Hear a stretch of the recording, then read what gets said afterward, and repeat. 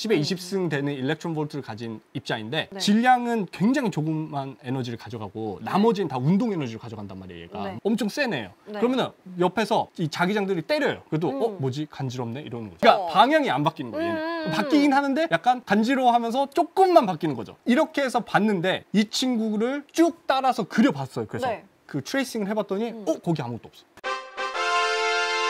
인사할 시간도 많습니다. 여러분의 시간을 낭비해드릴 느리지만 쿨한 과학 랩미팅입니다. 반갑습니다, 교수님들.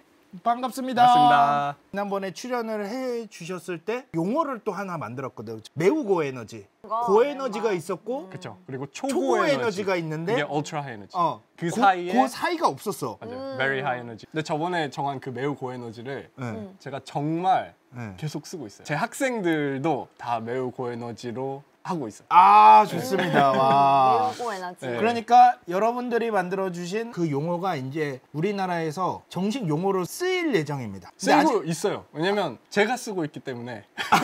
그렇지. 왜냐면 이 필드에 지금 한국에 종사하고 있는 사람이 교수 중에 저밖에 없기 때문에. 아 그렇죠. 울트라를 하시는 분도 계시고 하이 에너지를 하고 계신 분도 많지는 않지만 있어요. 우주선의 에너지 스케일하고 네. 감마선의 에너지 스케일이 또 다릅니다. 아 그렇죠. 대략 10배 차이가 나요. 우주선이 만약에 100이다 하면은 그 100짜리 우주선이 만드는 감마선은 10이에요.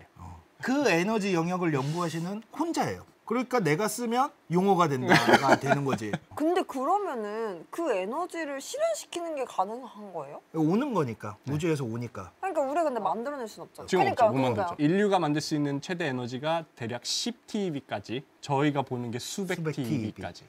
그러면은 우리가 만들 수 있는 에너지가 어느 정도예요?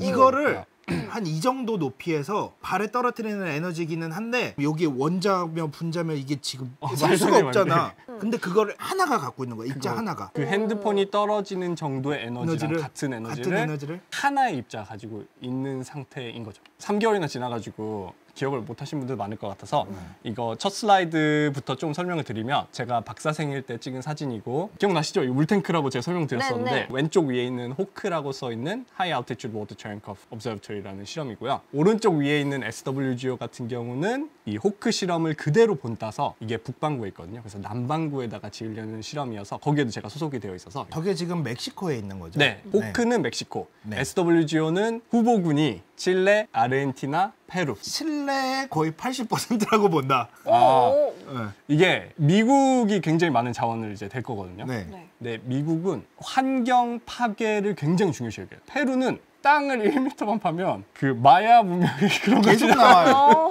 우와. 정말 여기를 파도 나오고 저기를 파도 나오니까 그래서 칠레예요. 안 아마, 봐도 네. 답이에요. 내부 정보를 어디서 들으셨나? 제가 외부에 나와 있다고 천문학계 네. 얘기를 못 듣는 게 아니에요. 결정하는 중에 있습니다. 네. 결정 대면이라고 하시지만 칠레입니다. 네. 네, 그래서 여기 배경이 그 제가 소속되어 있는 이 호크고, 제 편집하실 때마다 감마선 써주셨더라고요. 이번에 맞아. 너무 좋았습니다.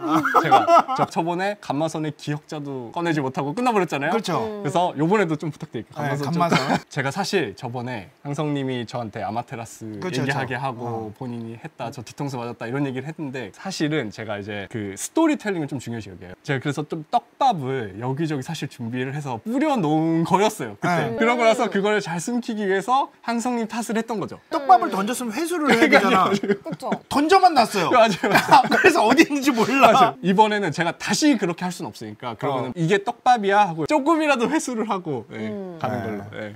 이게 이제 매우 고에너지 얘기하려고 맞아요. 제가 넣어놓은 건데, 물리학과, 네. 물리학 중에서도 천체 물리학, 천체 물리학 중에서도 고에너지 천체 물리, 고에너지 천체 물리 중에서도 좀 높은 에너지대를 관측하는 게 감마선 천체 물리예요. 네. 그 높은 감마선 천체 물리 중에서도 매우 고에너지 감마선 천체 물리를 제가 하고 있죠. 그래서 저 용어가 없었던 거예요. Very High Energy Gamma Ray Astronomy가. 맞습니다. 그때 이제 지어진 거죠. 맞아요. 우주 관측을 위한 메신저부터 저번에 설명을 시작을 했었어요. 네. 메신저를 통해서 우리가 어떤 정보를 전달받듯이 우주로부터 정보를 전달받는 방식도, 현재 인류가 알고 있는 방식은 4가지 종류가 있습니다. 발견된 역순으로 말씀을 드리면 맨 오른쪽 아래에 있는 게 중력파. 가장 최근에 2015년. 2015년에 2015년에 직접적인 관측을 네. 했었죠. 그런 다음에 중성미자, 네, 뉴트리노스. 그렇죠. 오른쪽 위에가 우주선, cosmic rays. 스페이스쉽 아니고 cosmic ray. 우주선, 우주에서 오는 입자들. 그리고 왼쪽 위에가 electromagnetic radiation. 저번 시간에 저희가 중력파, 중성미자, 우주선까지 커버를 하고 네. 네. 제가 하고 있는 감마선이 속해 있는 전자기파, electromagnetic radiation을 시작도 못하고 끝이 났죠. electromagnetic radiation을 오늘 최대한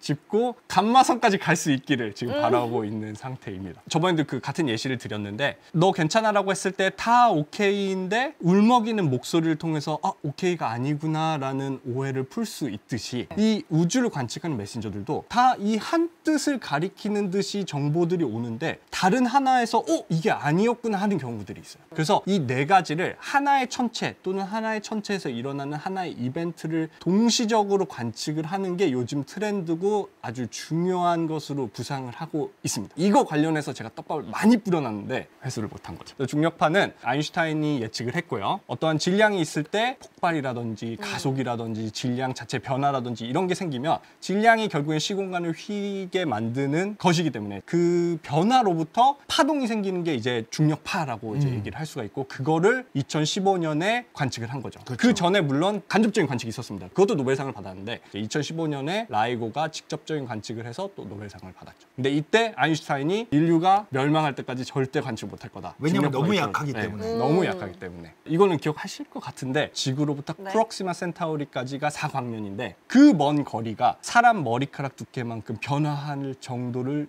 감지할 수 있어야 이 중력파를 관측을 할 수 있었던 거예요. 그러니까 그 먼 거리를 재고 있는 건 아니에요. 머리카락 두께보다 더 작은 변화에 민감한데 대신 그 거리는 더 짧은 거죠. 근데 그거를 일반인들이 이제 이해하기 쉽게 그렇게 풀어서 설명하는 거죠. 그 오케이, 정도 오케이, 민감도다 이렇게. 네, 그래서 이게 라이고 실험이고 빛을 이렇게 서로 직각으로 보내가지고 이 거리가 항상 일정한데 중력파가 오면 한 팔의 거리만 살짝 변동이 생겨서 아까 말한 그 변화가 생기면 같은 타이밍에 딱 와서 만나지를 않으니까 그 차이가 보여요. 그 실험을 하고 있는 거예요. 저게 진짜 대단한 건 뭐냐면은 얼마나 많은 노이즈가 있을 거예요. 사람이 그렇죠. 걸어가도 그렇고 그렇죠. 그 노이즈를 다 잡은 거예요. 노이즈를 제어하고 없앨 수 있을 만큼 다 없앴고 그게 안 되는 거는 다 파악하고 있어요. 네. 그러니까 심지어 양자역학적 요동도 다 고려가 돼 있어요. 그래서 이제 현재 중력파를 관측하는 실험이 방금 말씀드린 라이고가 맨 네. 오른쪽에 있는 저 검은색 선 보이죠? 네. 저게 라이고의 이제 민감도를 보여주고 있는 거고 맨 왼쪽에 있는 게 그때도 제가 설명을 드렸던 다른 종류의 중력파를 관측하는 실험인데 펄사 타이밍 어레이라고 해서 맞아요. 그걸 이용해서 이제 관측을 하는 방법이 있고 중간에 있는 저 라이사라고 써 있는 친구가 리사라고도 읽기도 하는데 라이고를 우주로 올려서 하고자 하는 실험인 아직 이제 시작도 안 한 실험이라고 할 수 있죠. X축이 지금 네. frequency라고 써 있는데 저게 주파수잖아요. 네. 이게 중력파의 주파수예요. 그러니까 중력파도 결국에는 파장이나 길이나 이런 게 다 다르고 그 특정한 주파수의 중력파를 만드는 천체들이나 천체들 이벤트가 또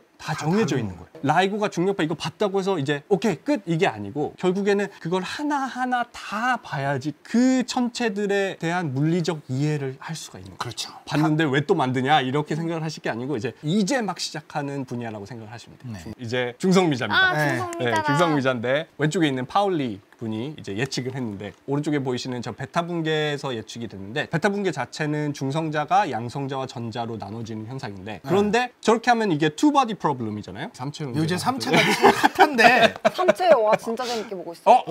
스포하지 말으세요. 잡았어요. 저는 책으로 읽고 있기 때문에 그래요? 한 친구의 에너지를 재면은 다른 한 친구는 고정돼 있을 수밖에 없어요. 왜냐면 에너지 보존 법칙에 의해서 이거 더하기 이게 이거여야 되니까. 근데 재봤더니 얘가 막 계속 바뀌는 거예요. 결론적으로 에너지 보존 법칙을 이게 틀린 거 아니냐라는 말이 나올랑 말랑 할 때쯤에 파울리가 그거 건들지 말고 차라리 입자가 하나 더 있다고 하자. 그렇지. 라고 해서 입자를 제안을 한 거죠. 이렇게 입자를 하나를 더 제한. 이 친구가 그 에너지 바뀌는 거를 컨트롤해주는 역할을 해주면 되잖아요. 그렇게 해서 이게 컨트롤이 되고 여기서 이제 기억나세요? 빵댕이가 여기서 나온 거야. 빵디는 진짜 중요한 거거든요. 여러분들 네. 빵디 흔들 시간은 꼭 있어야 네. 됩니다. 그렇죠. 이렇게 예측을 하고 설명을 쭉 다 했는데 그 다음에 있는 학회의 그 미팅에 근데 나는 참석을 못한다. 나는 빵댕이를 흔들러 가야 되기 때문에 그래서 어떻게 그 뒤로 배운 사람 달라요. 그 뒤로도 아직 한 번도 못 듣는데 빵댕이를. 맨 마지막 3줄 정도 빼고는 다 설명이에요. 맞는 것 같은데 미안한데 나는 빵디 흔들러 갈 테니까 너희들이 알아서 찾아봐. 이거예요. 저는 튀빙겐에 갈 수가 없어요. 왜? 12월 6일부터 7일까지 무도회 춤추러 가는 빵 뒤흔들러 가야 빵 되니까 여러분들이 검증해 보시기 바랍니다라고 써 있어요. 근데 이런 분이 이제 노벨상도 그렇죠. 이분 노벨상 타시거든요. 노벨상 타셨죠. 그리고 아인슈타인도 노는 거 굉장히 좋아했던 걸로 유명해요. 노는 거 좋아하세요? 저는 이제 교문처에서 보시고 계실 수 있거든요. 네. 그래서 이제 왼쪽에 보이시는 게 현재 저희가 이해하고 있기로는 저희 우주를 구성하고 있는 마인크래프트로 치면 가장 기본이 되는 블럭들이라고 할 수 있는데 사실 마인크래프트 블럭이나 레고 블럭들도 이것보다는 종류가 많아요. 근데 우리가 이렇게 컴플렉스하다고 생각하고 있는 우리 우주 자체도 사실 17개밖에 없다. 이걸로 열심히 다 조합을 하면 지금 모든 이것들이 다 만들어진다라고 현재 저희가 이해를 하고 있는 거죠. 그렇죠. 그래서 이걸 표준 모형이라고 불러요. 현재까지 어떤 이론들 중에서도 가장 잘 들어맞고 있는 이론 중에 하나예요. 근데 또 가장 미움받고 있는 모델이기도 해요. 그렇죠. 왜냐면 이것에서 벗어나야지만 새로운 뭔가가- 엄청난 발견이 나오는 건데 아, 그쵸. 그게 안 나오고 있는 거죠. 계속 얘네가 맞아. 근데 요즘 한번 슬쩍 흔들어 보는 애들이 많이 나오기는 하고 있거든요. 많이 맞아요. 흔들고 있어요. 아예 용어가 있어요. BSM이라고 해서 Beyond Standard Model이라고 해서 표준 모형을 넘어선 무언가. 그러니까 18번째 입자가 있다는 게 아니에요. 저 틀에 아예 안 맞는 거예요. 그러니까 새로운 모델. 그치? 새로운 모델이 나와야 됩니다. 그럼 완전 세상에 대한 이해가 이제 다 붕괴되면서 모든 교과서가 다 불에 타지면서 새로운 교과서들이 이제 나오는 거죠. 제가 네. 명왕성이 왜 퇴출됐냐라는 얘기를 되게 많이 듣거든요. 그러면 그런 얘기를 해요. 명왕성을 행성으로 포함을 시키면 초등학생들부터 중학생들, 고등학생들이 배워야 할 행성의 숫자가 몇천 개가 늘어나요. 그걸 다 외울 거예요? 아니면 하나 빼는 게 나아요? 하나 빼는 게 낫지. 그러니까 약간 그런 느낌이라고 보시면 돼요. 그러니까 주기율표보다 훨씬 쉽잖아요. 주기율표 엄청 많잖아요. 엄청 많죠. 더 복잡할 줄 알았는데 오히려 더 간단하네 이렇게 된 거죠. 이게 맞다는 가정하에 이 중에서 무려 3자리를 차지하고 있는 게 중성미자다. 아래에 초록색 3개가 다 중성미자예요. 이 친구들은 맛이라고 표현을 하거든요. 맛. 딸기 맛, 사과 맛, 블루베리 맛 이렇게 네. 했는데 이 친구들은 또 신기한 게 맛이 바뀌어요. 그래서 제가 만약에 딸기 맛을 들고 항성님 입에다가 던져드리는 거예요. 근데 갑자기 그러면 블루베리가 네, 느껴져. 입에서는 블루베리가 느껴지는 거죠. 진짜 근데 그거랑 딱 맞아요. 근데 그건 이제 확률적으로 다 일어나기 때문에 안 바뀔 수도 있고 바뀔 수도 또 있고. 바뀌었다가 다시 돌아왔을 수도 있고 예, 그거는 이제. 그거는 근데 저 표준 모델에서 설명이 돼요. 그래서 이 중성미자들이 엄청 많습니다. 매초 수백 조개가 이제 저희 몸을 통과해요. 따봉 하나만 날려도 저희 엄지 손톱만 수천억 개가 이제 1초에 지나가요. 그럼에도 우리가 있는 줄도 몰랐던 거잖아요. 굉장히 오랜 시간 동안. 그 말은 얘네들이 상호작용을 정말 안 한다. 그 친구들이 보기에는 이 세상이 그냥 텅 빈 우주처럼 보이는 거예요. 거의 웬만하면. 보통 제가 이 예시를 드렸었는데 다트 맨 끝에 입자 하나가 있다라고 상상을 해볼게요. 다트 보드도 맨 중앙에 제일 중앙으로 가면은 입자 하나가 있겠죠. 그러면 저희가 눈을 감고 이걸 랜덤하게 던졌는데 이 끝에 있는 입자가 그 중앙에 있는 입자랑 부딪힐 확률 말도 안 되게 적을 것 같잖아요. 그죠? 그 확률을 1조로 나눴다고 생각하면 돼요. 그러니까 막 0.0001 뭐 이렇게 되는 거죠. 그러니까 네. 로또를 매주 사서 매주 맞는 것보다 더 낮은 확률이에요. 하지만 이게 지금 인류가 사용하고 있는 메신저 중에 하나라고 제가 말씀을 드렸잖아요. 그 네. 말은 뭐겠어요? 저희가 관측을 하고 있다는 얘기잖아요. 이렇게 상호작용 안 하는 친구들 도대체 어떻게 관측을 하느냐? 2가지 솔루션이 있는데 하나는 많으면 돼요. 다트보드가 있는데 다트가 엄청 많아요. 한 번에 확 던져요. 그 중에 하나는 가서 맞겠지. 그쵸, 이게 되잖아요. 그죠? 그쵸. 그러니까 많으면 돼요. 근데 다행히도 중성미자는 이미 많아. 두 번째, 보드가 많으면 돼요. 그러면 이 많은 다트보드를 만들려면 어떻게 해야 되냐? 거대한 디텍터를 만들면 돼요. 저 사진이 아이스큐브. 오른쪽 아래에 보시면 에펠탑 사진이 있어요. 네. 에펠탑이 저렇게 작게 보일 만큼 이 디텍터가 커요. 이렇게 남극에다가 만든 이유 자체가 이렇게 큰 디텍터를 만약에 용기에다가 채워서 하려면 그 큰 용기 어떻게 만들어요? 그쵸. 거기 또 언제 채워? 근데 이미 남극에 음. 물 덩어리가 있어. 그걸 그냥 쓰자. 그래서 이제 남극에다 이걸 만든 거죠. 그래서 오른쪽 아래에 있는 게 이제 디지털 옵티컬 모듈이라고 하는 기구인데 저게 저 줄 보이죠? 네. 저기에 포도송이처럼 쭉 달려 매달려 있어서 있는 거죠. 이 친구가 중성미자를 보는 건 아니에요. 왜냐면 당연하죠. 얼음 굳이 왜 썼어? 이게 되잖아요. 그러니까 중성미자는 얼음에서 상호작용을 하고 네. 그러면은 빛이 발생을 합니다. 그 빛을 보면 중성미자가 지나갔구나. 이거를 확인을 해서 간접적으로 중성미자를 봐서 시간적 정보를 가지고 매핑을 해서 이 방향으로 왔구나. 그러니까 얘 켜지고 얘 켜지고 얘 켜지고 얘 켜지고 얘 켜지면 이렇게 지나갔구나를 알 수 있잖아요. 그러니까 이걸 재구성을 해서 우주 저기서 왔구나가 되는 거예요. 그러면 이제 마지막 우주선 복습을 하고 이제 전자기파로 바로 갈 네. 건데 우주선은 여 왼쪽에 계신 빅터 헤스라는 분이 이제 발견을 하셨고 발견된 지 100년이 넘었어요. 그렇죠. 그래서 이 우주선은 구성하고 있는 입자가 양성자라고 생각하시면 돼요. 대부분 양성자고 물론 더 질량이 높은 입자들도 있어요. 수소 핵이냐 헬륨 핵이냐 이제 그 차이기는 해요. 왜냐면 수소 핵이 양성자예요. 왜냐면 수소가 양성자를 전자가 돌고 있는 거잖아요. 수소 핵이라고 하면 양성자로 생각하시면 돼요. 거기서 또 위로 올라가면 이제 헬륨이잖아요. 헬륨은 이제 알파 입자라고 해서 양성자 2개, 중성자 2개. 그걸 계속 쭉쭉쭉 올라가요. 올라가면 올라갈수록 숫자가 적어져요. 그러니까 우주선을 구성하고 있는 입자들의 대부분은 그냥 양성자랑 알파 입자라고 생각을 하시면 되는데 제가 오늘 얘기할 때는 그냥 양성자라고 생각하시면 된다. 그래서 보시면 그 우주선 양성자들을 열심히 관측을 한 결과예요. 지금 발견을 한 지 100년이 넘었어요. 그 X축이 에너지거든요. 저 큰 에너지 레인지를 다 한 실험이 다 효율적으로 볼 수는 없어요. 그렇게 만들 수가 없어요, 애초에. 그러니까 각각 타겟하고 있는 에너지 영역이 다른 거예요. 그래서 그렇죠. 그거를 쭉 다 합치면 저렇게 한 선으로 왼쪽에 있는 것처럼 이제 보이는 거예요. 저 에너지 레인지를 보시면 지금 10의 9승 일렉트론 볼트부터 10의 21승 일렉트론 볼트까지 되어 있잖아요. 이거는 에너지가 그만큼 여러 개로 많이 나눠서 큰 에너지 레인지를 보고 있다. 이렇게 생각하시면 돼요. Y축은 플럭스인데 숫자라고 생각하시면 돼요. 이 양성자를 몇 개가 오는지 그거를 셌다라고 생각하시면 되는데 단위를 보시면 면적당 시간당이 써 있어요. 항성님이 저희 둘한테 공을 막 던지고 있는 거예요. 저는 종이컵을 들고 이제 받고 랩장님은 바구니를 들고 받고 있어요. 종이컵에 들어가는 공보다 이쪽에 공이 더 많이 들어가겠죠. 그렇죠. 그러면 이게 비교가 안 되잖아요, 지금. 기준을 안 맞으니까 똑같이 면적으로 나눠버린 거예요. 그래서 면적당이 들어간 거고 시간당은 또 왜 들어가냐? 그럼 이번엔 저희가 둘 다 같은 바구니를 들고 있어요. 랩장님은 성실하게 1시간 동안 그걸 들고 서 있었는데 저는 1분 들고 있다가 재미없어 가버리는 거예요. 그러면 랩장님 더 많이 쌓이겠죠. 그쵸. 그러니까 시간으로 나눈 거예요. 그래서 보시면 에너지가 올라갈수록 숫자가 떨어지죠. 천체들도 그렇게 센 입자를 만들 수 있는 천체가 적기 때문에 고에너지로 가면 갈수록 하기가 힘들고 과학의 진보가 아무래도 더디고 모르는 게 많고 그래서 제가 하고 있다는 거에 자부심이 생기고 네.